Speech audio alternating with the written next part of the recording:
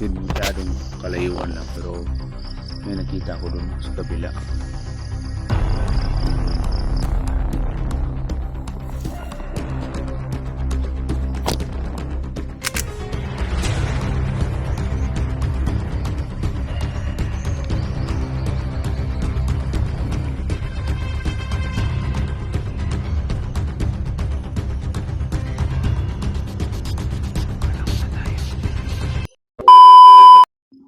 What's up tol?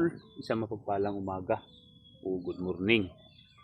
Kung dito ka man sa Pinas, kung gisin man tayo ng oras. Kumusta po kayo? So update lang po tayo monitor dito sa kapaligiran ng ating bahay. May nagtatangka talaga na gustong pumasok. So kagabi tol ay sa sobrang lakas ng ulan, may nararamdaman pa rin tayo na hindi maganda, pero gaya ng sinabi ko ay naging alisto po kami, kasama si George at yung pamilya ko. So nandyan na din sa loob pag tuwing hapon, pag may iba talaga akong balahan ba, hindi ako makapag-focus na magbantay muna dito sa bahay. So, habang araw to daw, kagaya ngayon, mamaya ay lilisan ko naman sila dito para sa safety o seguridad ng ating pamilya. So dito, habang nagmumonitor tayo sa paligid para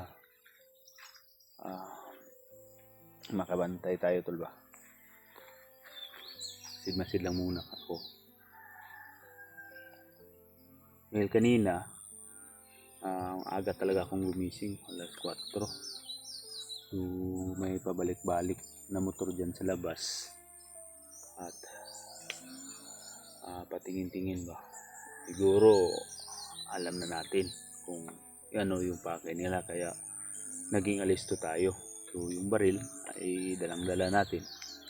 Ito tol, dalang-dala natin to para in case kung magkabarilan, kung ano man. So, may protection tayo palagi.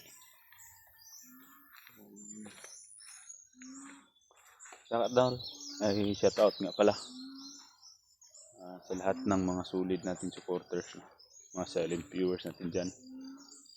So, lalong lalo na sa isang solid supporters natin na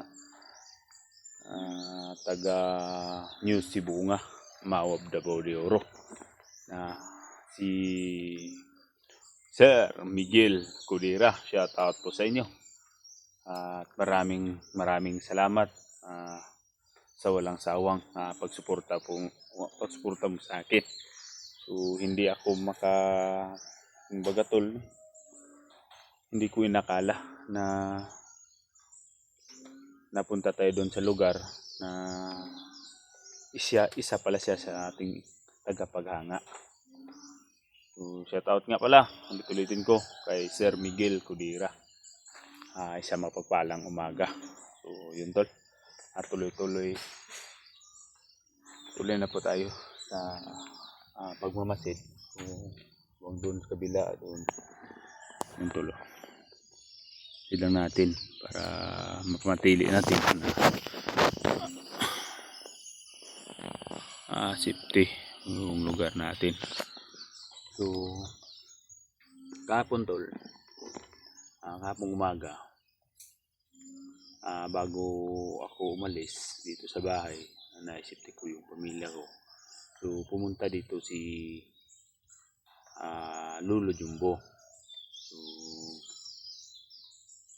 binakura niya dahil yung binako daw namin noon ay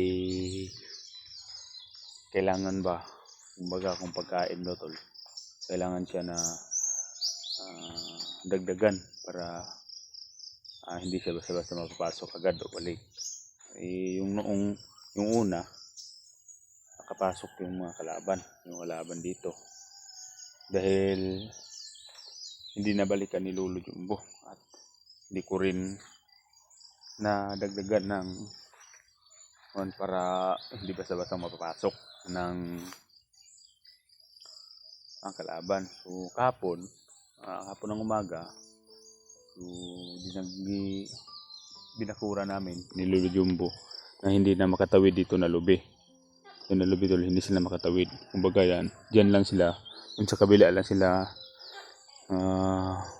taman kung hindi sila makapasok na dito. Pero ngayong umaga ay dagdagan naman natin para hindi na dagdagan mga 3 beses to gagawin ko ngayong umaga na pagbabakod na naman. So bukas kami ng dalawa ni Lolo Jumbo na magbakod para dagdag ba 3 beses daw yung gagawin tol para mas matibay yung pagharang sa kalaban. Balik alam natin na pakay talaga nila na lulusubin tayo. So kasi sabi ni Lolo Jumbo na nagtangka na sila tol na pasukin yung bahay ko, kunin nila yung pamilya. Pero ay nag-iingat naman tayo. Alam natin na kahit saan gaano pa na tayo yung pag-iingat at naging alisto, pero gagawa talaga sila ng paraan para makaisa o makadali sa atin. So banta tol, matili tayo dito kasi isa din hindi dyan tol, hindi sila pwedeng makatawid dyan kasi may ilog dyan ba, may sapa-sapa dyan sa giliran. Sila basta-basta makatawid dyan. Then abot din yung bakod ni Lolo Jumbo, pati doon sa daanan, doon sa karsada, dyan lang. Kumbaga makatingin lang sila dyan, hindi sila basta-basta na makalapit dyan. So yun po ang sinabi ni Lolo Jumbo sa atin. So mas mabuti, mas mainam na maging matiyag tayo at maging alerto.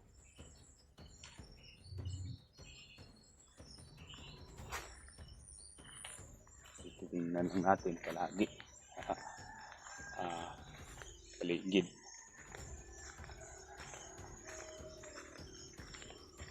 Habang nagmumonitor tayo kasi asawa ko nandun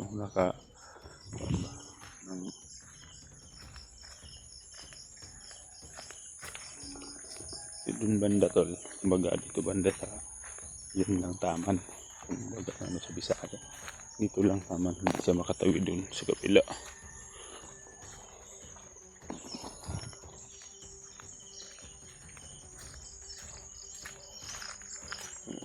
Ito tayo.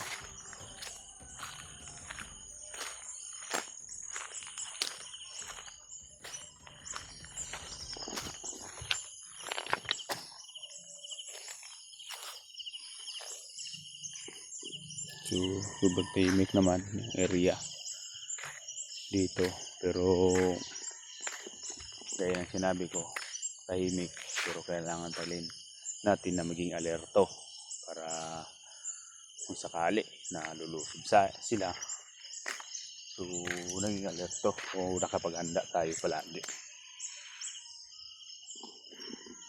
So balik tol, dito pinakuran pa rin ni Lolo para hindi sila makalapit. So ganun din, dagdagan din natin ito mamaya.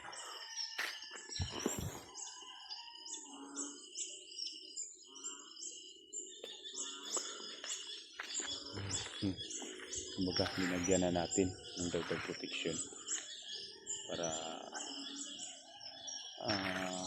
hindi basta makapasok. Kung makatingin man sila dito na lang sa daanan.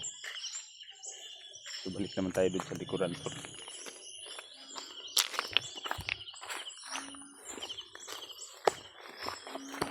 Dito tayo tol, pinutol ko lang muna. So magbabakod muna tayo dito. So lagyan natin. So yung binakuran ulit ni Lolo, bakuran din natin agad. Kaya yung sinabi niya na yung ganitong umaga daw kailangan ako yung gumawa ng ipangalawang pagbakod. So yung pangatlo, dapat kaming dalawa na para mas matibay na, kumbaga, kural ba, kung kuan, panangga yung gagawin namin yung pangatlo. So dapat magawa namin yan na para in case kung umalis man ako dito, so hindi sila pwedeng basta-basta na makapasok dito sa bahay habang wala ako. So doon banda may nakita naman, masyadong kalayuan lang, pero may nakita ako doon sa kabila. Doon banda may nakita ko, so masyadong kalayuan lang tol.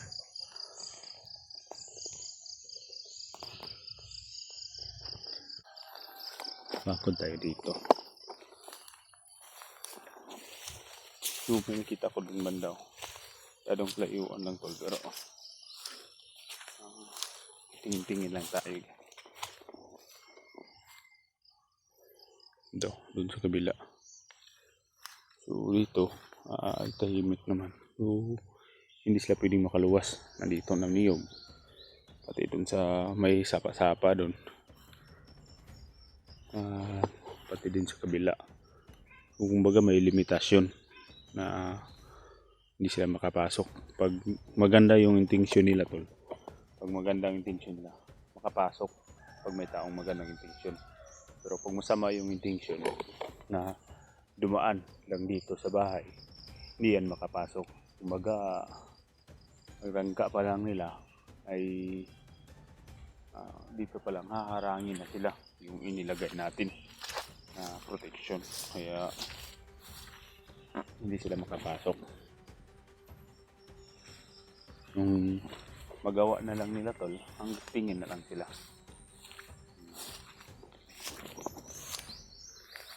Ito tayo miss naman.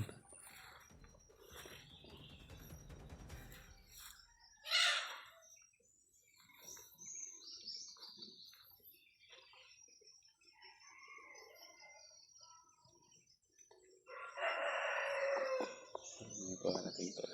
Silipin na natin. Basta muna tayo.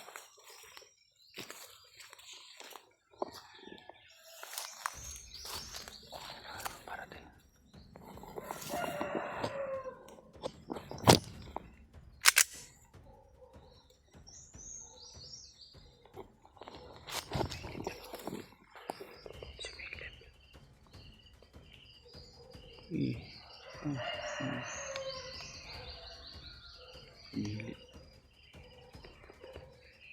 Tingin-tingin lang.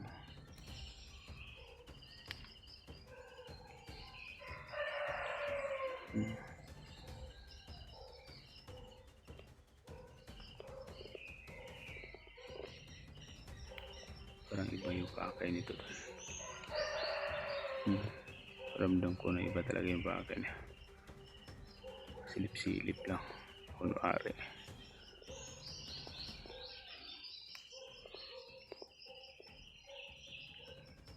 Isubukan mong lumapit. Nakikita mo yung hinahanap mo.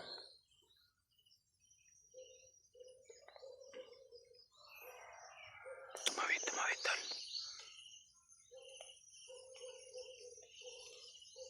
Palang muna tayo. Palang muna tayo.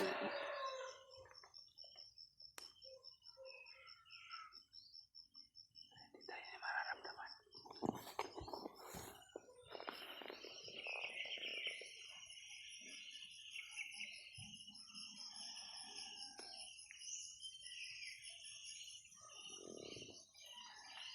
Hindi lang natin pwede yung galawin.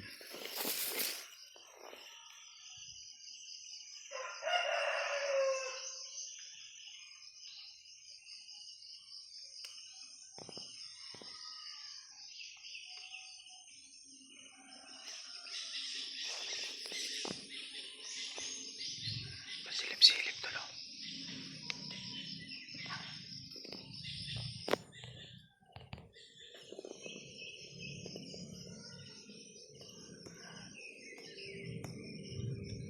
Atras muna tayo.